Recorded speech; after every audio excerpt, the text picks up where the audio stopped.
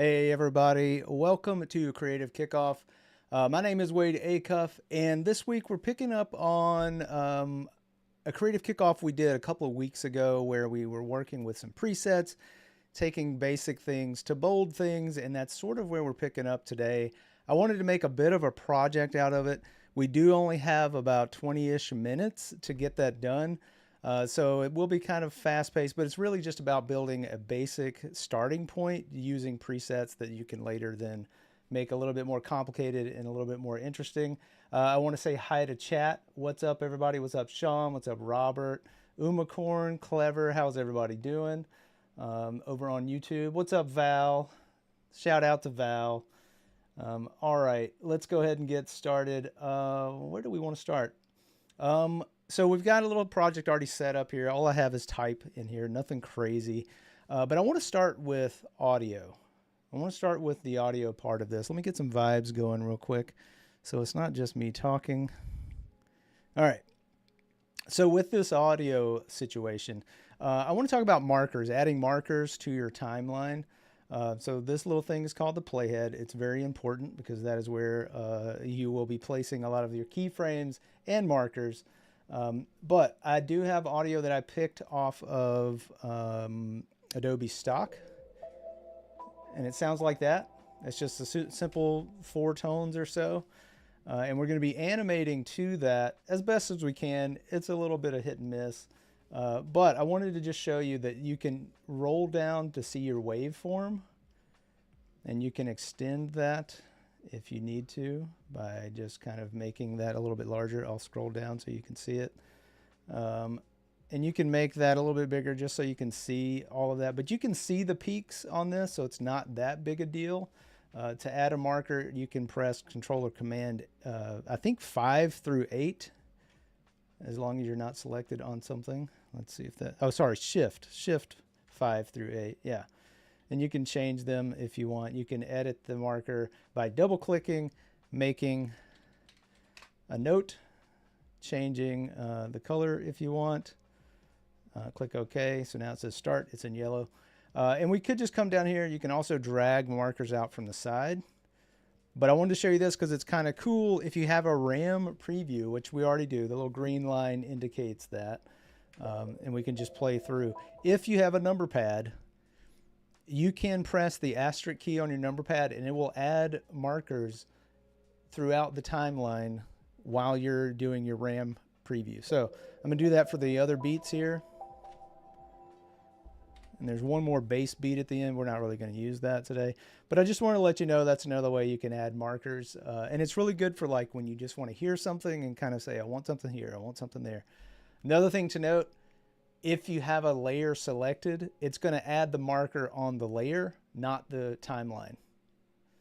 So if that makes sense, you'll get a marker on your layer. But no need to demo that. We have our time marked out. Now we can get into the meat of this a little bit. What's up, Alex? How's it going? Frank, I see Frank in here. Again, I don't know how much time we're going to have to get through to all of this, but I'm going to do my best. So we're going to start. I want to do like a wipe on effect, but I don't want to have to animate a mask coming across. Well, there's already something built into our presets where I have lost my presets, I guess. Effects and presets. There we go. Get that out of here. We'll be using that later. But over in animation presets, if you go down to text, I believe it's in, which one is it in? Animate in, down at the bottom, typewriter. You can also just write in the field, the search field, what you want.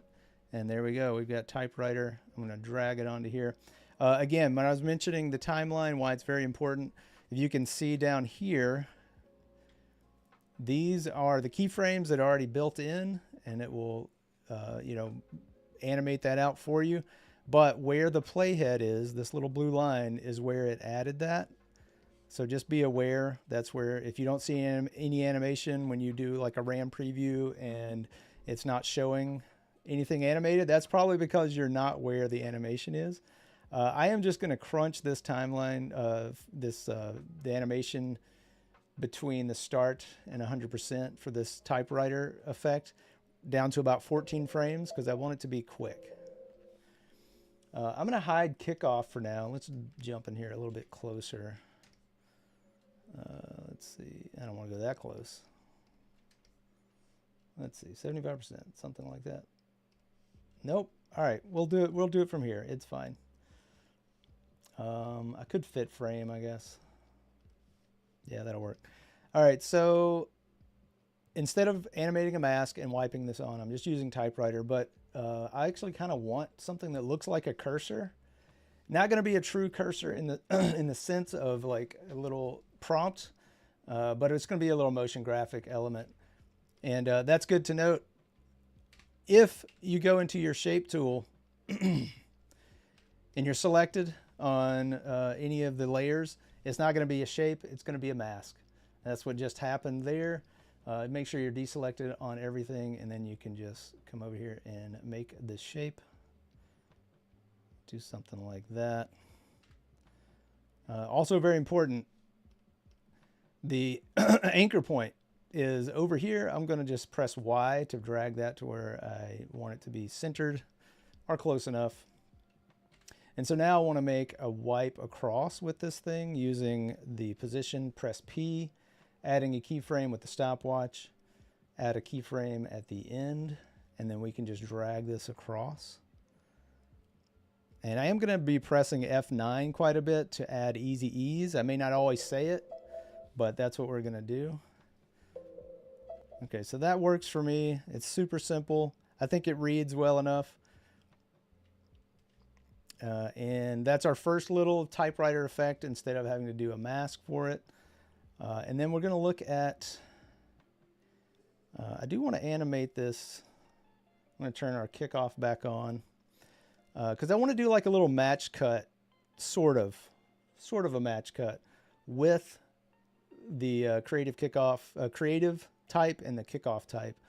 But what I'm going to do first is grab both of these and move these, all the keyframes on a keyframe, and move them slightly about halfway up.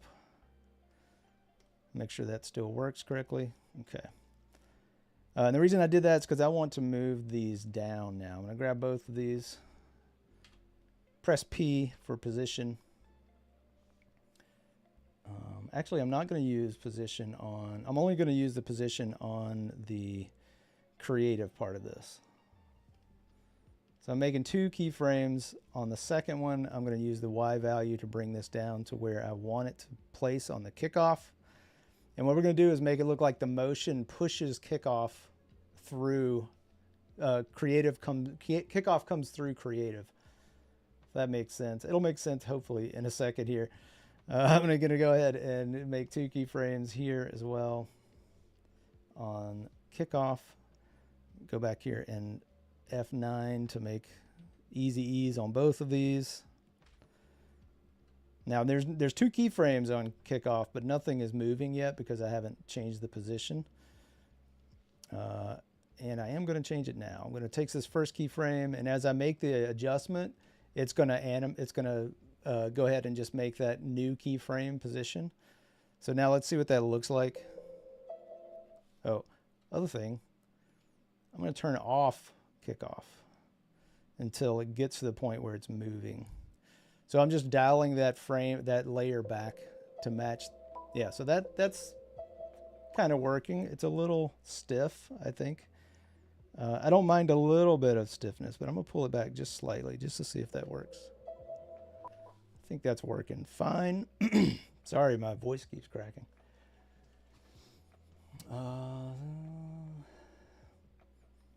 Let's see. All right, so this whole time the cursor is either going to be matching what we're doing or we're going to be adjusting it. Now, one thing I did with this, I made this shape, with the cursor, I made this shape from the default shapes up here, rectangle, rounded, ellipse, star, all of those things. Those aren't easily editable right out of, you can't just start grabbing things. If I do and I try to move this around, it's going to start doing this sort of thing. that's not what I'm looking for, because I want to animate this as a path. So I'm going to open up in my contents, and what you have to do is go to your rectangle path and convert to Bezier path. Now, when I now have options to animate just that path, and that's what we're going to do. So I want to match this move from when the creative starts moving. I'm going to go ahead and make 2 keyframes, one at the beginning, one at the end. And I am going to match it to where we rest. So yeah, we're dead on. So now I'm just going to grab the whole thing at first, I think. Slide it down to about right there, and then extend the bottom of this. I just selected those last 2 anchor points, and I'm going to pull this down, and I'm going to add an easy ease to both of them with F9, and let's see what that looks like. Okay, we're starting to get somewhere. And then I want that cursor to wipe back over. Now we're going to jump this over to a new, we're going to add an animator to our Kickoff. Yes. So we're not using a preset for this. If you toggle down into type, you will see animate button, and it gives you a bunch of options. I talked about this in the last one a little bit, and we're going to use tracking on this. So right off, it gives me all my options for tracking. I'm going to change the amount to kind of match that E, just kind of match the tracking of the whole thing. It doesn't have to be exact, close enough. But what we're going to animate is the end percentage point. So you see the little, if I can actually move it here myself. This is the range selector, and I can just fold this in. So what's going to happen is we're going to make it look like I'm going to go to 100% on this. It's going to look like the cursor is wiping across and changing the tracking. So let's do that. And if you press U on any layer, it will bring up only your keyframes. I'm going to add another position here because that's kind of where I want it to start, I think. Let's see. Somewhere in there. And then I'm going to go across. Maybe it should. Here, I'm going to make it line up with where we stopped. And then bring this across. And I think I'm just going to copy the original frame just so that it's in the exact same location. Press F9 again for easy ease. If you ever want to go into easy ease and make it a little more smoother, you can do that just by going into your graph editor. I'm not doing that for sake of time. I'm just kind of using the default. But let's see where that got us. Okay. So what I'm going to do is animate that tracking, the animator that we added to Kickoff. Using the end percentage, I'm going to go ahead and hit the stopwatch. Bring it back. Stopwatch again. You can barely see it.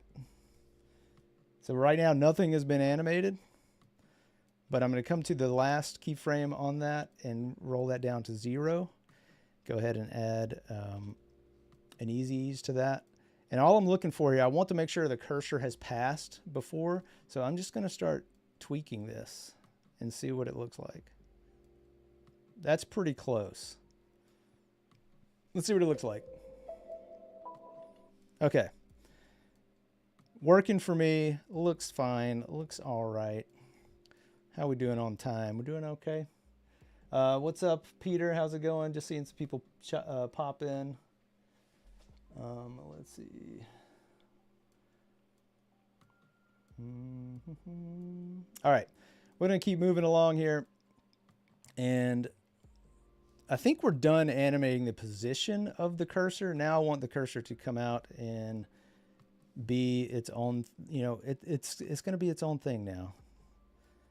I'm going to let it thrive. I'm going to animate the path here, I think. So I'm just select these 2 anchor points, pull this out. I think there's a bit of discussion. There are tons of ways to do this sort of thing. This is not the only way. This is all about just building a base. Let's see what this looks like. Okay. But this does wipe across and we don't see our type anymore. So let's go ahead and I'm going to duplicate the type. So I just grab both of them, press Control or Command D, grab those. I'm going to nest these or pre-compose these and just call this type. And I did that by Control or Command Shift C. And I'm going to bring this back. I'm going to drag it on top. Let's see, we need this to be from right here. I'm going to go ahead and make sure it matches up with this on top. And I'm just going to use our effects presets and look up our drop shadow. I'm just going to drag this onto our layer. So now we can see that. I'm going to soften this quite a bit. And I don't quite like how dull that is, so I'm going to add a little gradient, 4-color gradient, and I'm going to drag that on this as well. And I only want to use the shadow of the drop shadow to drive this. Let's see. So I'm going to use, I think add will work, yes. And I'm actually going to change slightly the drop shadow I could make the percentage a little higher, but I think, I don't know, it gets a little sticky, you know, a little bit too much in some cases.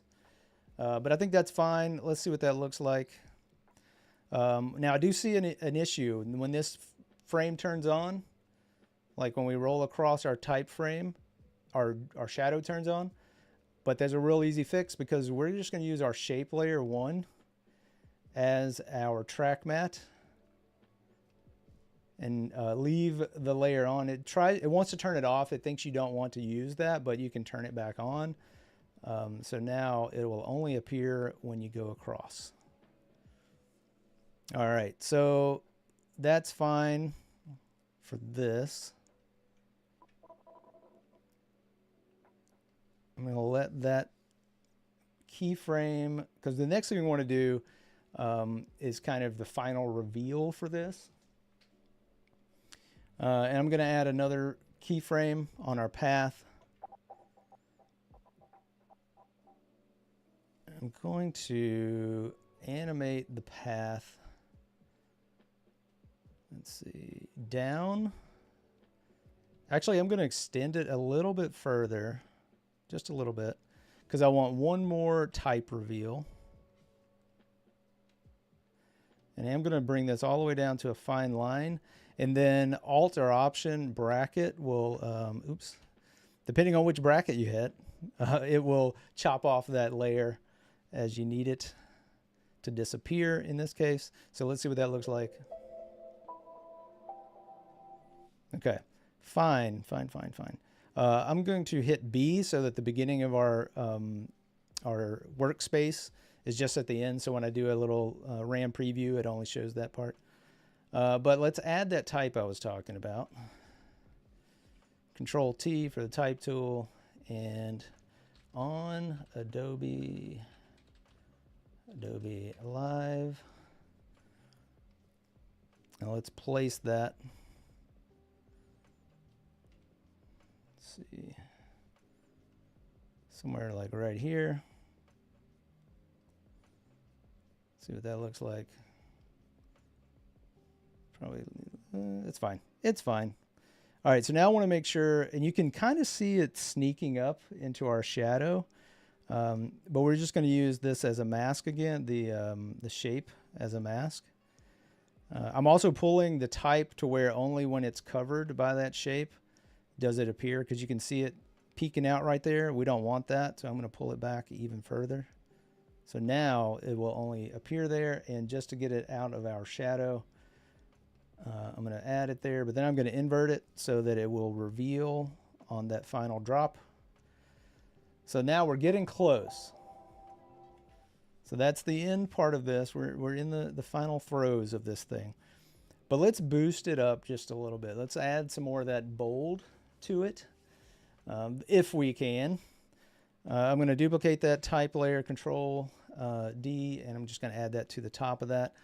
And I do want to turn the drop shadow off on that layer, change our 4 gradient to normal, which if I, let's see, if I turn this,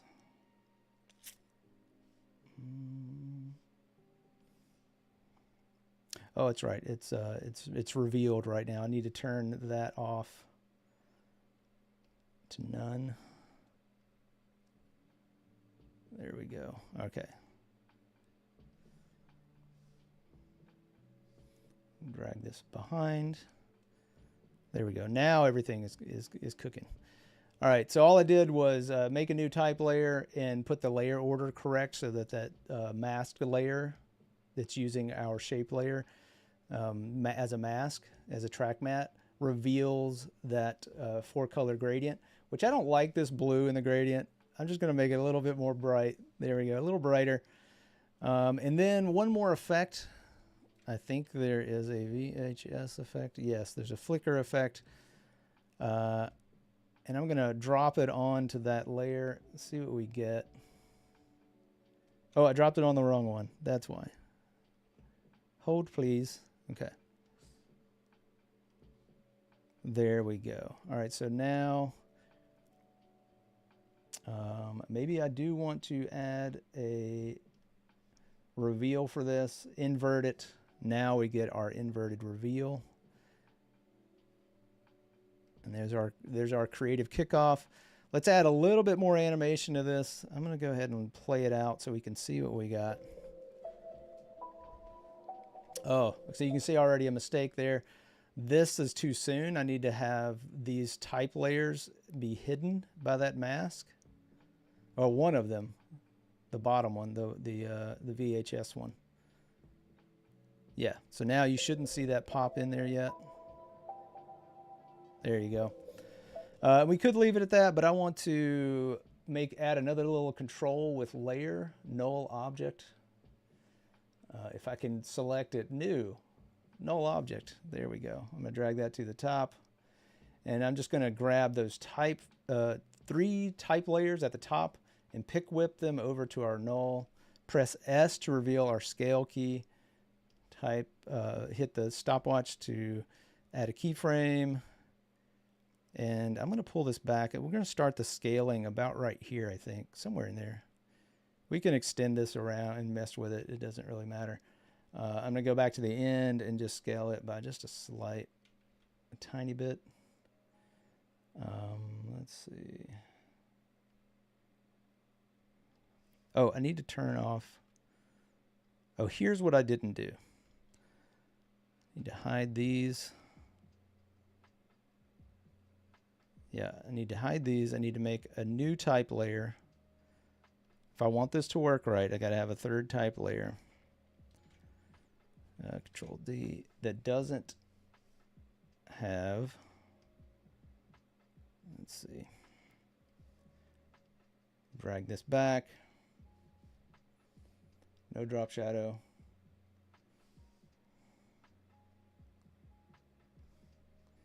And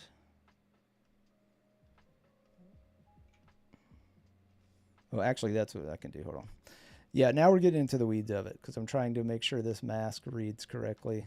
What I can just do to make sure this all works, losing my voice here at the end, I'm going to make another set of this type. Make sure this goes to the end. Not that it matters for us. Pre-compose all of those. Click OK. Now I can just drag this up. Grab all of these as we need them. Make sure everything's still working correctly. Yes.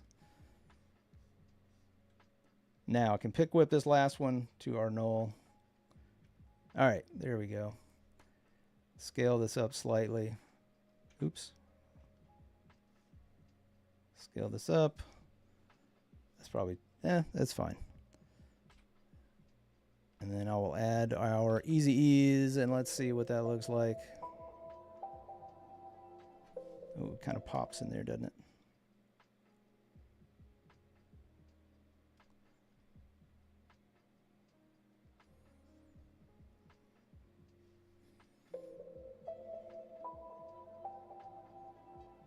There we go.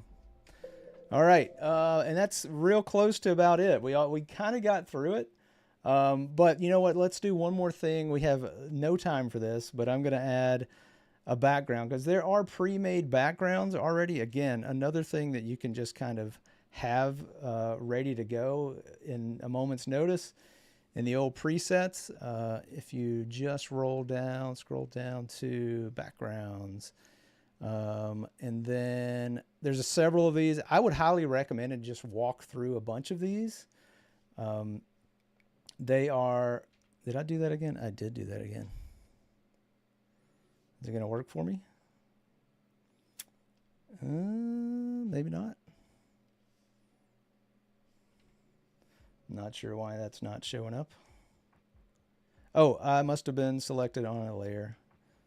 Let's try that again. We got no time for this.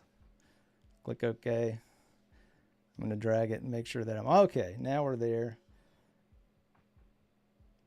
And then you can just mess around with, well, I don't want this to be a block. I just want it to be kind of bright, smeary. I would probably change the opacity on this to something like that. Definitely change the colors just to make sure that it's not super annoying. I mean, it's kind of annoying, but the point is there are backgrounds you can use. That's going to do it for me, everybody. Stick around for everything that's coming up next. I'm probably going to get cut off, but have a good creative week. Bye, everyone.